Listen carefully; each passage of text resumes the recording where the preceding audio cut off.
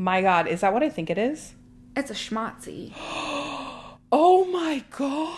Yeah. I did not think that's where this was going. Let's take a sip of tea of the town. All right, Linda. So today I am bringing you the drama of Anthrocon 2025 inside the fursuit fight. What?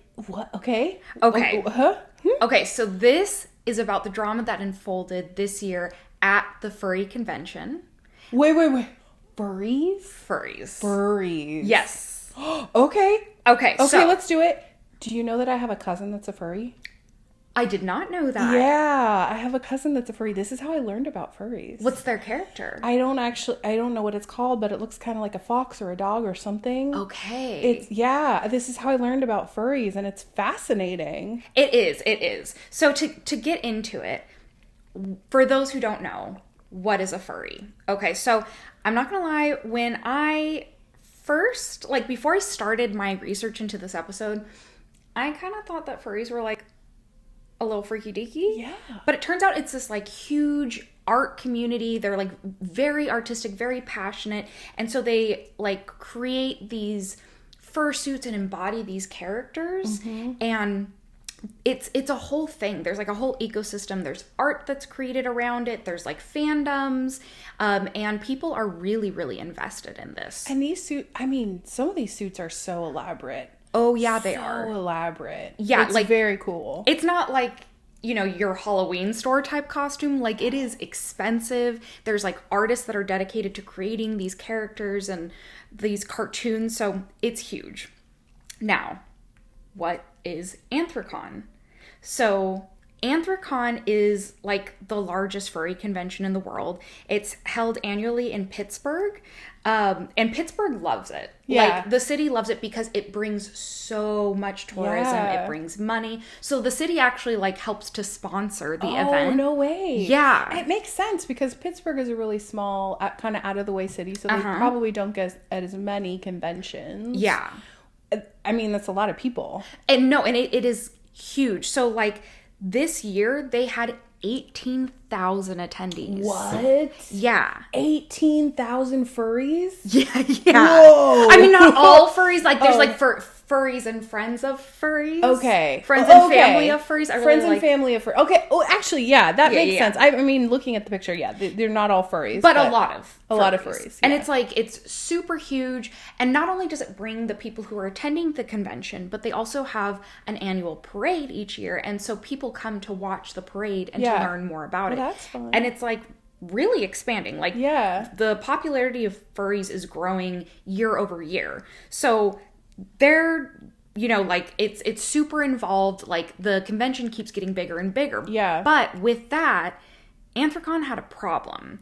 So the problem was that because they have this huge parade each year with thousands of people participating, it was getting to be way too big. So there were people who'd be in the staging area that would be waiting for hours to even get to the parade. Oh. Yeah. So, I'm assuming this is a chance to just show off your furry costumes. Exactly. And kind of just celebrate, be in the vibe and just kind of celebrate the furrydom. Totally. So people were spending hours, and the other thing that you have to consider is they're spending hours in their full fursuit waiting for the parade in Pittsburgh in the heat of summer. Oh. So just keep that in mind because it will come up. Yeah. And it was getting really crowded, and it was really hard to manage quality control too, because there were some people who'd be throwing on ears and participating. Yeah. And they really wanted this to be a showcase of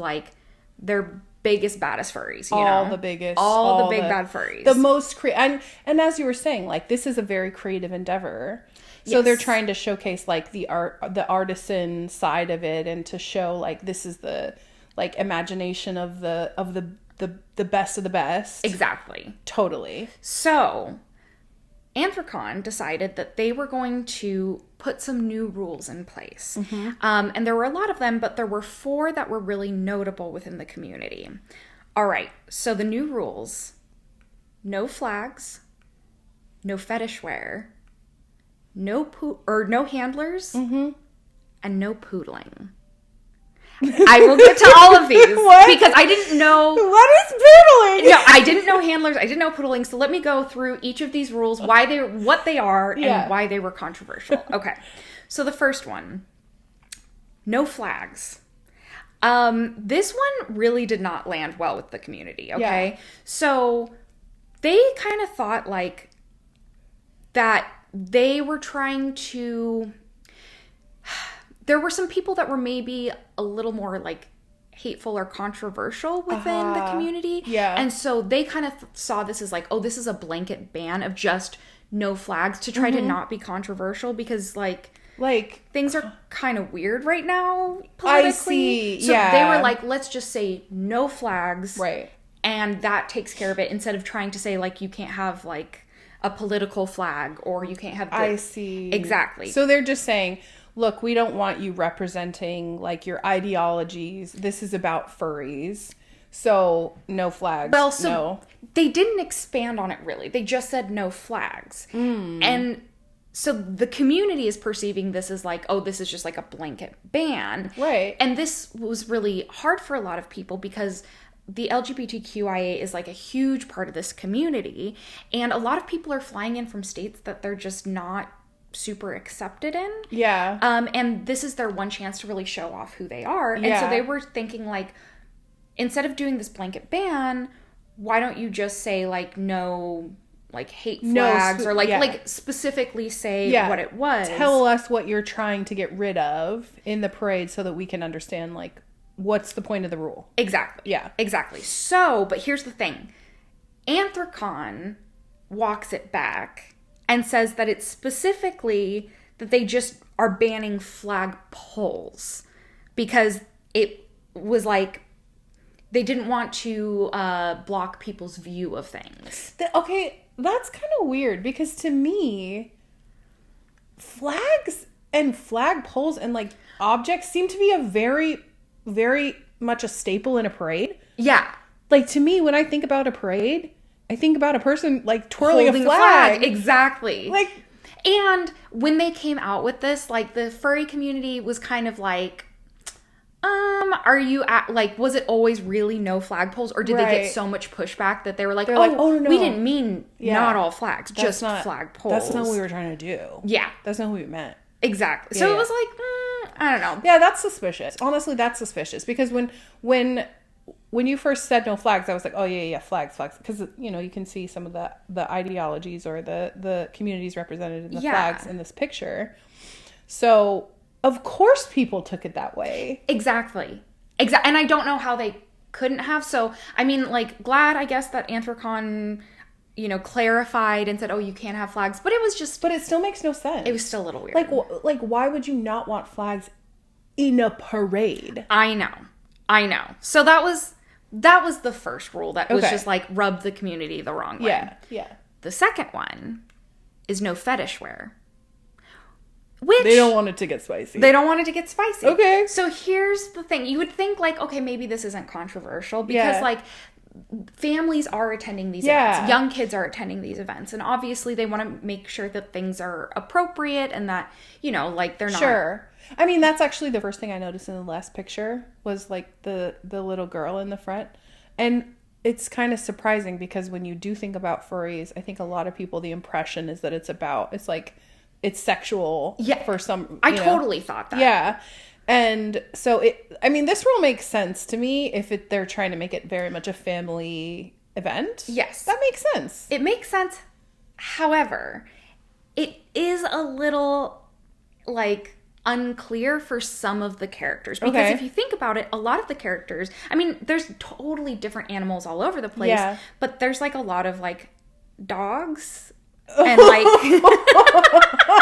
oh my god, and they wear like collars and like harnesses, and dogs wear collars and harnesses. So like when is a harness sexual and when is it a harness? I mean, I feel like there is an objective answer to that question.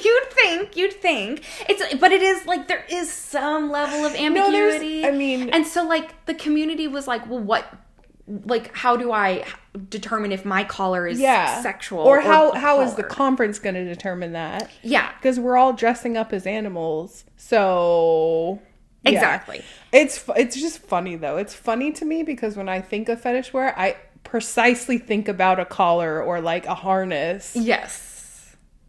But yeah, that's what you would wear if you were an animal. It is what you would wear if you were an animal. Yeah. And there's the other piece of it where, like, while the furry community itself is not, like, specifically a kink community, like, it is also, there's like a subculture within it that is kink related. So there's some people who are like, oh, you know, this is changing the vibe or excluding some people of the community. Yeah. So, you know, there's that.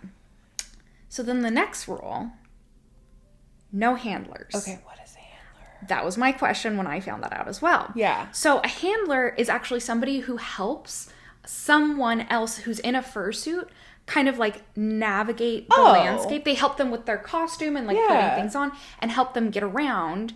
And this to me makes sense if you see like what the field of vision is. Yeah. So I looked for pictures and here's one that shows like what it looks like to be looking through one of these costumes. Yeah. And you're not seeing a lot. No. So it is important to have somebody who's like helping you navigate, especially if you're in this like huge parade with a lot of people and potential obstacles for hours.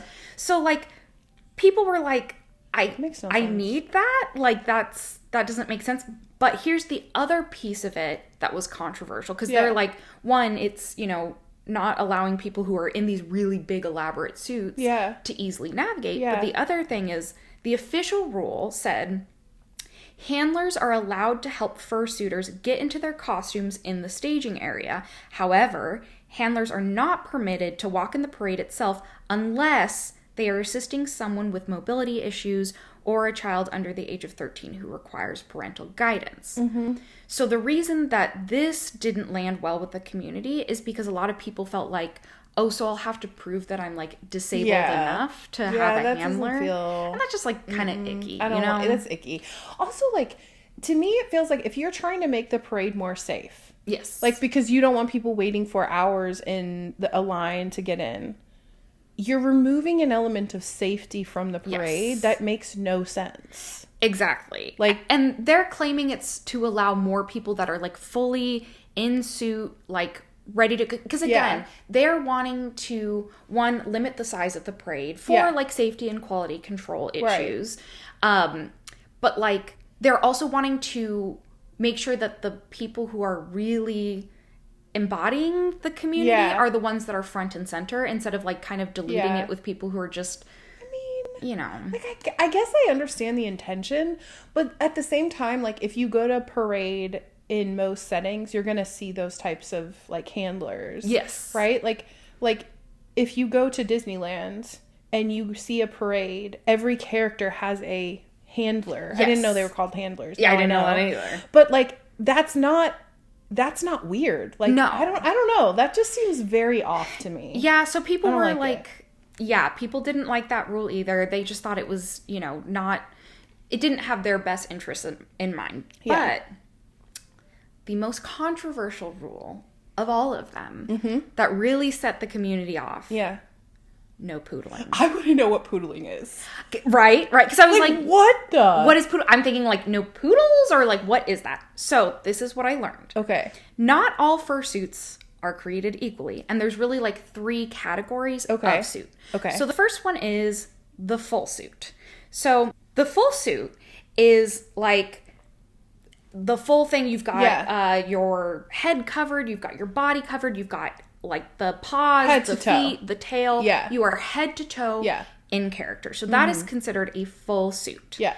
Then there is the partial suit. Mm-hmm. So a partial is where you have like head, hands, feet, maybe a tail. This is what I'm used to seeing. Like when I think about a furry, this is actually what I think about the most. Yeah. Because I've seen this most often in reference to furries. Yeah, exactly. So this is another like acceptable form. And you'll notice that like even though they don't have like the full body suit, they still have clothing that is covering all of their body. Yeah. And one of the reasons why I think about this as like the main modal of furry, I don't know enough about it to know that this is the main one. It's just the one I've seen the most. Yeah. Is like every context of furry that I've seen is like a humanoid type character. Yeah. So like seeing like a person that has like a head and the fur, I don't know. That, like that's what I think about when I think about a furry. It still covers you, but you have more of that like human form to you, but you're still in costume.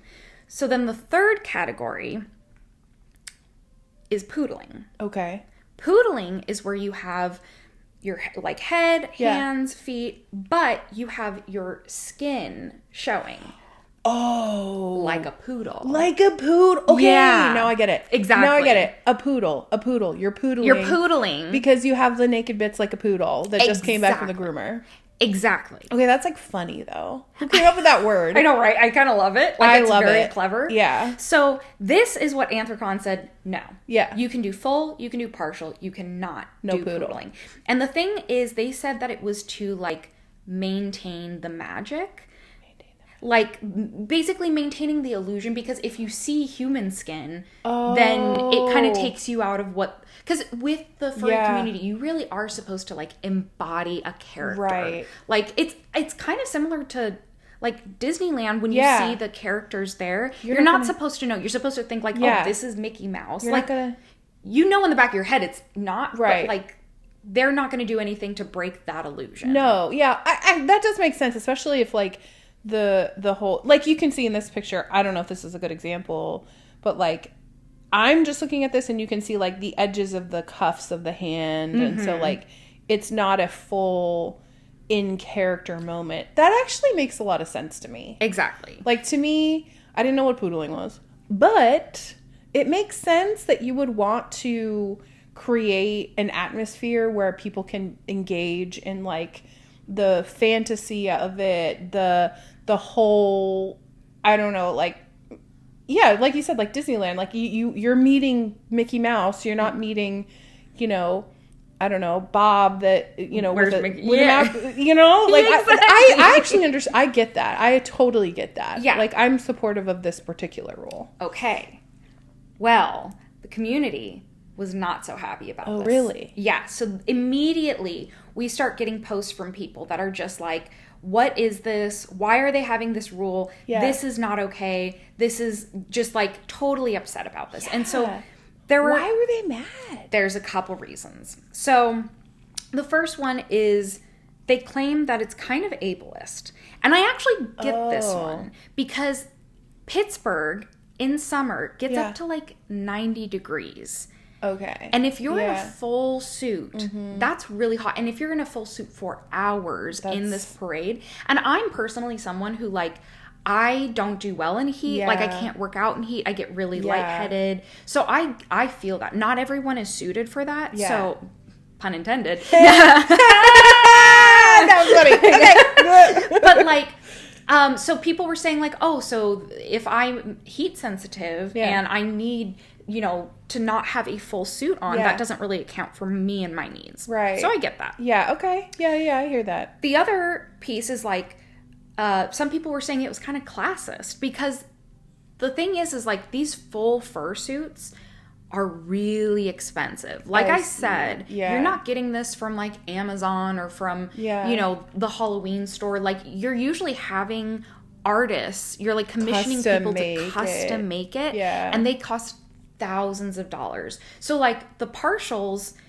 are a lot more affordable and a lot more accessible to people. And so they're like, oh, so if I can't afford a full suit, then I'm not allowed in the parade. I like kind of get that, but at the same time, you can still wear your partial with full, like you just have to wear full coverage, right? Yeah. So there is that where it's like, but there's still other options. And some of the people in the community were pointing that out. They're like, hey, you can get like a nylon sleeve covers or whatever and just use that. I get the heat thing though. But I do get the heat thing is very real. Like if you're having a parade in the middle of the summer, like why did they should have thought about that. And if they were already having like a heat stroke problem for people, just move it to fall or something, right? Like you would think, and I don't know why they didn't consider. Maybe it's because like this, the convention had already been announced. Like they didn't post these rules when they announced, like, so people were already buying tickets and things like that. Yeah. And then I think when they saw the volume of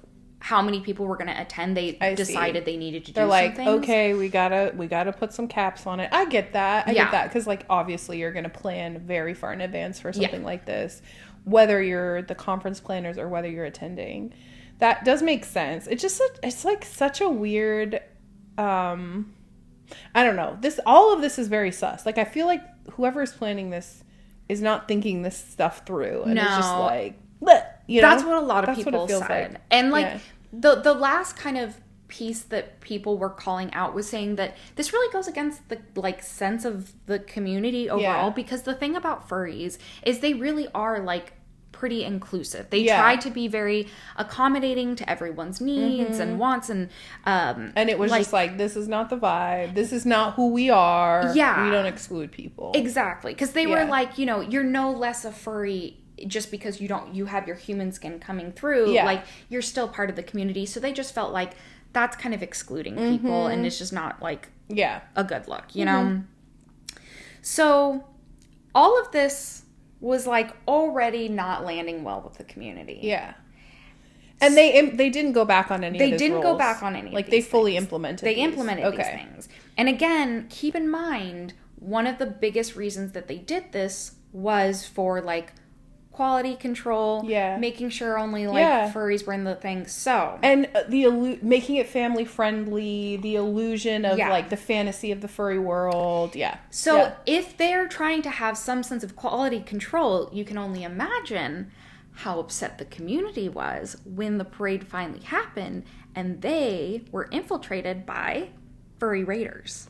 What is a furry raider? Yes. What is a furry raider? I know. Like, this goes so much deeper than I even realized. There's things going on in my head, and I don't want to say what they are, but there's a lot of things going on in my head when you pair the word furry and raider together. Like, yes. I transparently, this is what is going on in my head. Like, a bunch of people in furry costumes, like, eating snacks. That's weird. That's weird. But, like, they're raiding the snack cabinet. Sorry, I'm a weirdo, but I wish that's what it had been. I wish that it was people raiding snacks. Unfortunately, that's what it is in my head. That was very much not what it was. Okay. So the furry raiders, they are this community of, like, alt-right, like, it's like a subset of furries that are, like, very alt-right. They're very like okay, so we're talking about a totally different type of raid. Yeah. A totally different type of raid. Bad. And they could also go by, like, alt furry. Yeah. And so it's just like they're flagged as extremist. They're, like, very hateful. They're not with the community at all. Yeah. And so in particular there was one that goes by Crusader Cat. Okay. And this is what Crusader Cat looks like. Oh my God. Is that what I think it is? It's a schmatzi. Oh my God. Yeah. I did not think that's where this was going. No, I had no idea. So, and why does he have such a bad haircut? Right? Like, bro. Like, we got cat schmatzis with bad haircut. Like, pick a struggle. You can't have a bowl cut and be a schmatzi, you know? For real. Right? For real. For real. So, like, oh my gosh. People were like, okay, so you're doing this, you're putting all these rules into vet, and then, like... And then you let in the schmatzis. And then you let in a schmatzi. Like, it's a total slap in the face. So people were just, like, not cool with it whatsoever. This feels very counter to the whole furry culture that we've been exploring. Schmatzis? You would think. But, I mean, the thing is because the furry community has, like, grown so much, I mean, it really does encompass a lot of different type of people. And so, like, this whole alt furry thing is an expanding subset of the culture. Even though, like, the vast majority of furries are not cool with it. I can understand why people are, like, hardcore pissed about this. Also, I have to say, if any animal is going to be a schmatzi, I do think this is kind of on brand. You think a cat would be a cat? Yeah, because I mean, think about it. They don't care. They're just like F everybody. That's true. I personally feel like, and I'm not saying all cats. Like, I'm not saying all cats, but some cats. Like, I feel like if there is an animal that would be a schmatzi. See, I would think a dolphin. And I say this. Oh my God. As someone who used to love dolphins, but I have since learned the dark side of I know. dolphins. Yeah. They're a little fucked up. They're hardcore. Yeah. They're hardcore effed up.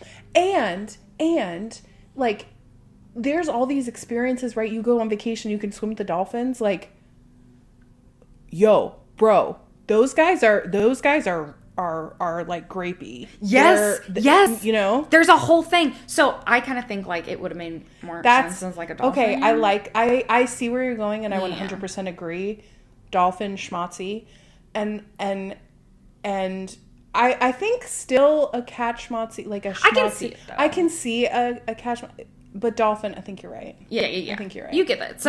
So here's where the sides kind of take the mic, right? So we have the immersion purists. Yeah. And on their side, they're like, you know, kids are attending, this needs to be family friendly. Yeah. So like no fetish wear. Like the parade is getting too big, so we really do need to find a way to limit it, and this seems like a good way.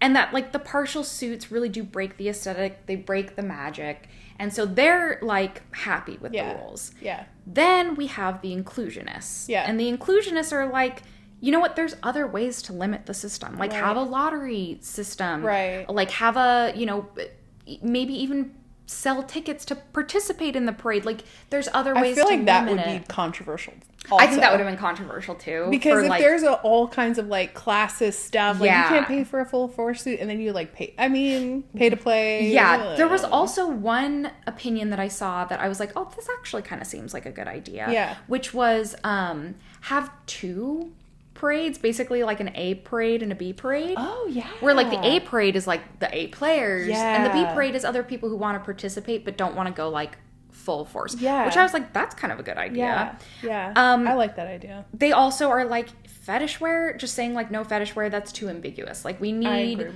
better guidelines if you're going to say no fetish wear. And then also like hot suits equal medical danger.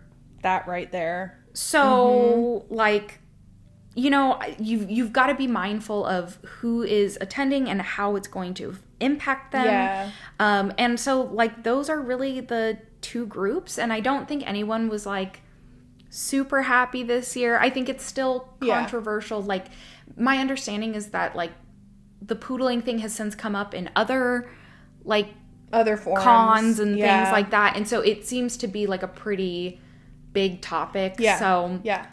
I'm on both sides. Like, I actually really agree with the, like, don't break the aesthetic, don't break the fantasy. Because I feel like that is very true in a lot of these kind of subcultures where, like, LARPing, for example. Like, there's all kinds of rules. Like, if you want to participate, if you want to be part of the fun, like, there's rules that you can't break character. You can't break whatever the rules that they have set up.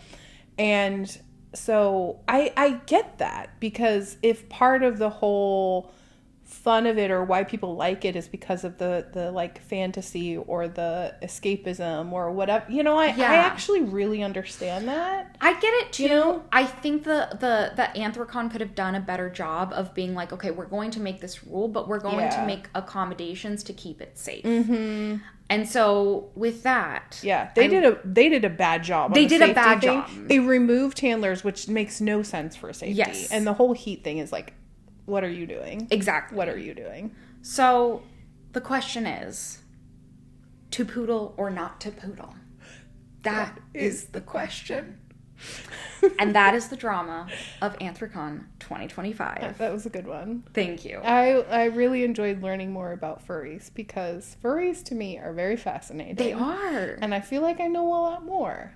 I do too. What the furries are about. No, I enjoyed learning and like kind of going through this whole rabbit hole and learning about the community because I really did have like a pretty narrow view of what as most people do. I think if you're not in the community, how are you supposed to know? And so I just found it fascinating. Yeah. Like this is like a really just cool culture of people that are very artistic and creative and things like that. So I really enjoyed it. And we've also learned that schmatzis infiltrate everything. And ruin everything. Yeah. So and if any animal in the world is going to be a schmatzi, it's a dolphin. It's a dolphin. It's a dolphin. I think we agree on that point. I think we can all agree on that point. Yeah. Whoever the schmatzi cat is first and foremost, get out of the community. Fix your face, fix your hair, get but out. But also go to therapy. If you're going to stick with it, be a dolphin. Yeah, exactly. On that is the drama. Cheers. Cheers.